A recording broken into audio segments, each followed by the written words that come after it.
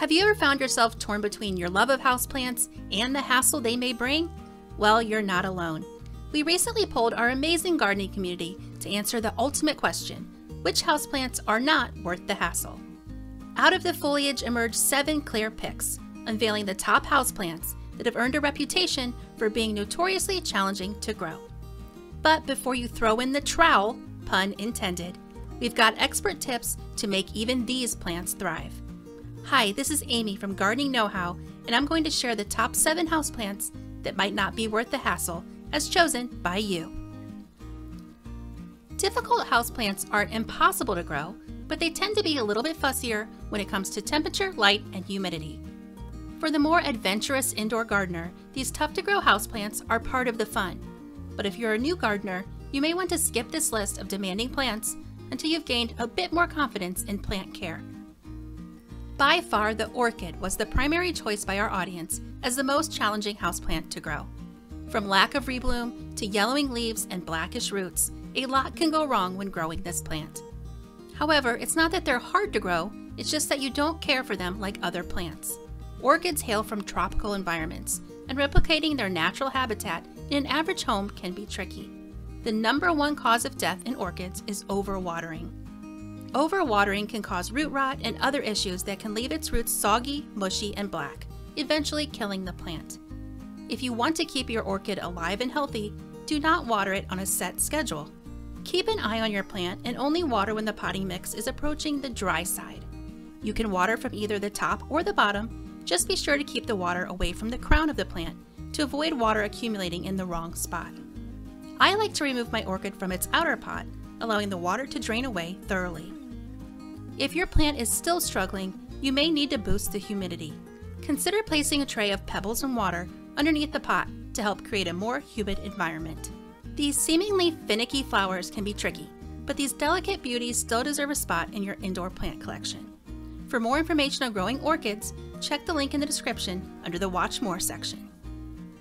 Next is Jade. These plants, known for their distinct foliage and symbolic significance, are often perceived as challenging to grow due to specific care requirements.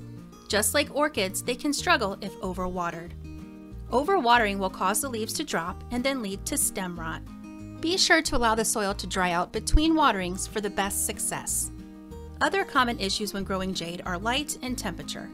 Jade enjoys bright, indirect light, but not too much light. They can struggle if exposed to too much direct sunlight. Jade also prefers a warm and mild climate. In other words, keep them in an environment with temperatures ranging between 65 and 75 degrees, while also protecting them from drafts and sudden temperature fluctuations. Another leading vote recipient was the African violet. Many find this one challenging because it requires achieving the perfect balance in water frequency, providing adequate but not excessive light, and staying vigilant for common pests.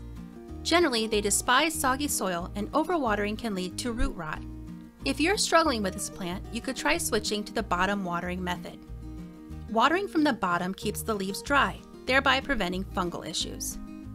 A specialized African violet potting mix is also recommended for your plants, as it provides the right balance of aeration and moisture retention. They are also very sensitive to abrupt changes in light conditions. As they grow naturally under the canopy of larger plants, a spot with bright, indirect light, but out of direct sunlight would be ideal. Direct sunlight can cause leaf burn, which is evident through brown or yellow patches along the leaf. Other changes in the leaf surface, such as discoloration, deformed growth, and even reduced flowering, is often caused by insects, such as spider mites or aphids. Early detection is your best defense. Once found, you can gently rinse the plant with water to hopefully dislodge and remove the pests. Use sticky traps nearby, or if necessary, apply pest control measures such as insecticidal soap.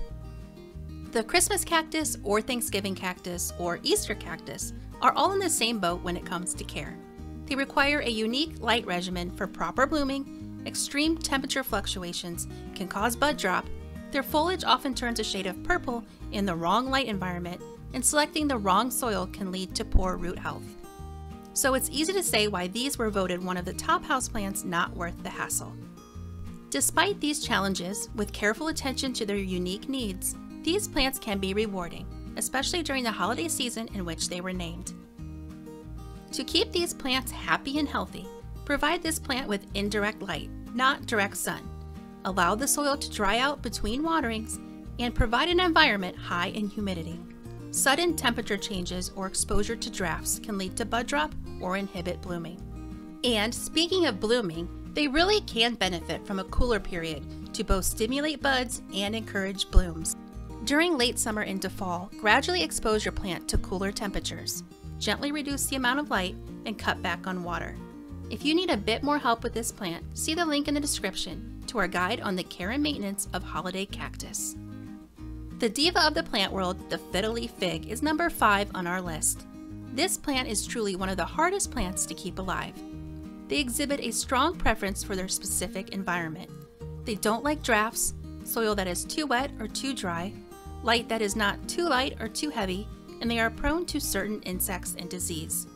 Your best bet is to avoid overwatering and underwatering. This way you'll prevent both root rot and dehydration. Allow the top inch of soil to dry out before watering. When you do water, ensure it reaches the roots thoroughly, with the excess water draining away. Site the plant in bright, indirect light, but out of direct sun, as too much sunlight can easily burn the leaves. It is also wise to regularly wipe their large leaves gently with a damp cloth to remove dust. Clean leaves facilitate better light absorption. This wiping method is also effective in eliminating common pests like mealybugs, scale, mites, whiteflies, and aphids. If insects are present, just wipe the affected areas with a soapy wet rag. Calathea, commonly known as the zebra plant or peacock plant, is a bold leafy houseplant that many of us wish were a bit easier to grow. Not only do they prefer high humidity levels, but they are also sensitive to direct sunlight, overly wet soil, and any sudden changes to their environment can result in stress and leaf issues. So how can we address all of these concerns? You can start with a well-aerated, well-draining potting mix to prevent waterlogged roots. Then, keep the plant away from drafts and place it in an area with partial shade to prevent leaf scorch. Another crucial element to growing Calathea is humidity. Insufficient humidity can lead to crispy leaf edges, particularly in dry indoor environments. To create a more humid microclimate, mist the leaves regularly and place a tray of water nearby. Indoor ferns such as Boston fern or the rabbit's foot fern can be high maintenance and are the 7th plant on our list. While there are numerous reasons to think of these plants as not worth the hassle, many of us fall in love with their lacy fronds and delicate foliage, still adding them to our indoor plant collection. The main reason they are hard to grow is because they like to be watered a lot. They need consistently moist soil along with a humid environment to remain happy. Regular misting of the plant along with a pebble tray of water is helpful to make them feel right at home. Position your ferns in a spot with bright, indirect light, avoiding direct sunlight, which can lead to brown leaf tips. Even if you do everything right, you may still end up with discolored or blemished fronds. Remove these damaged fronds regularly to encourage new growth and maintain the fern's overall health and appearance. Every plant has its quirks, but with a little TLC and these tips, you can turn that hassle into happiness.